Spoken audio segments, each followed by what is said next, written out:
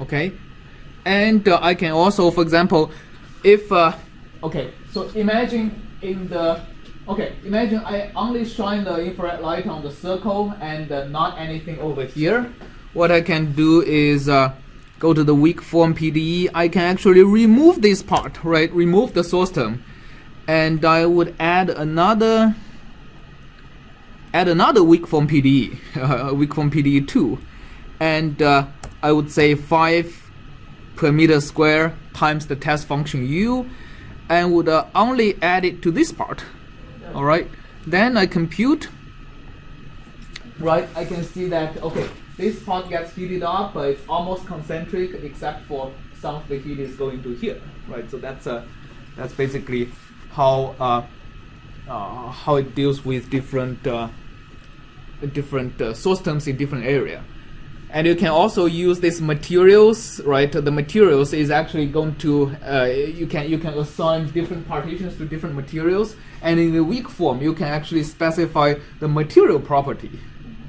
And for example, you can stick a if you have different conductance, you would have something multiplied also here, right? Cast the ux times the conductance times ux and things like that. You would have different you get different results.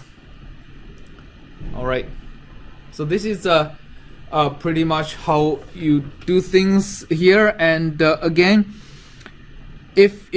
so this is when you have Dirichlet boundary conditions. What if you have Newman boundary conditions in this two-dimensional form? What do you think I should be changing? The flux. The flux, right? So okay, so here let's actually so the first thing is you have to remove. Let's for example, let's set some flux of heat from the bottom. So what you do is I think I have to remove. Here we won't be adding weak contribution anymore. Huh?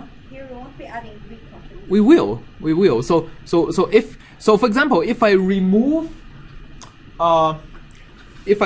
the Dirichlet boundary condition from the bottom boundary, maybe it's not very obvious. Okay, so let me make something pretty obvious. So let me go back to the Dirichlet boundary condition. I'm going to add the back here, but I'm going to remove the Dirichlet boundary condition in here. So basically, the circular plate is going to be no flux, right? There shouldn't be any flux out of these boundary conditions. Then all the heat has to be gone out of this rectangular portion, right? Okay, and you see that, right? All of these this part is pretty hot, and all the heat has to go back over here. So what if so this is basically setting a natural boundary condition over here, which according to the weak form is basically saying that my delta U over these boundaries, because I don't have Dirichlet boundary condition, delta U can be anything. So in order for this to be 0, my n dot grad U has to be 0. And that's pretty much what you see here. All the contours, if you see the contours are actually orthogonal to the boundary, right? So that means there is no heat actually going in or out of these boundaries.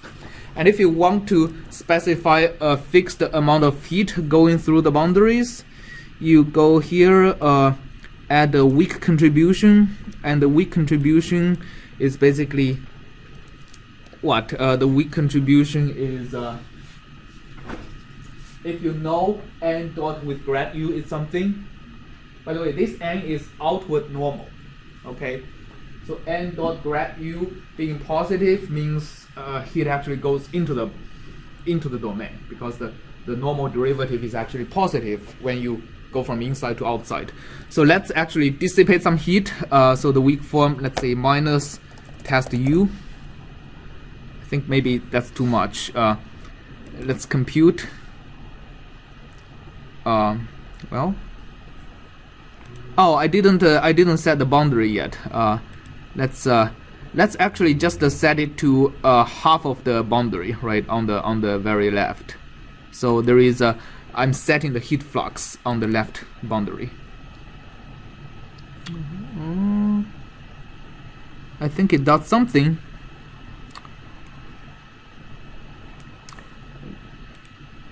Right, I'm setting these to here. Maybe not enough. Oh, because I have this multiplied by 5, also multiplied by 5 here. Right. So again, right. So now you see kind of I'm actually removing quite a lot of heat from here. So these are what you can do with this kind of thing. And there is also something I want to show you that is pretty cool. Is when you have this study, click step 1. You can also do something called adaptation. So adaptation basically looks at the solution and figure out, for example, spots like that where you actually need more resolution, and it automatically does that.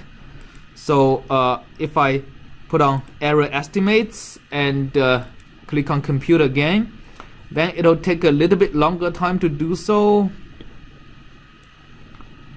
And wait, actually it says that it's pretty good already. Study 1, stationary adaptation, error estimate, solution function. Okay, so basically it says the solution is pretty good already. Let me think of a case I make it less so.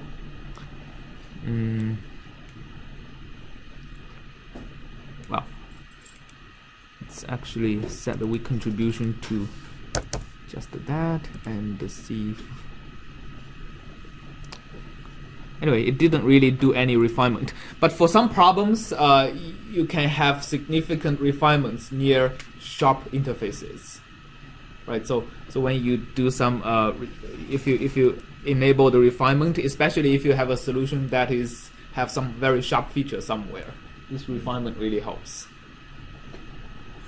All right, so that's basically what we are discussing for the partial differential equation part of this class. Hopefully you have plenty of opportunities to use what you learned in the future.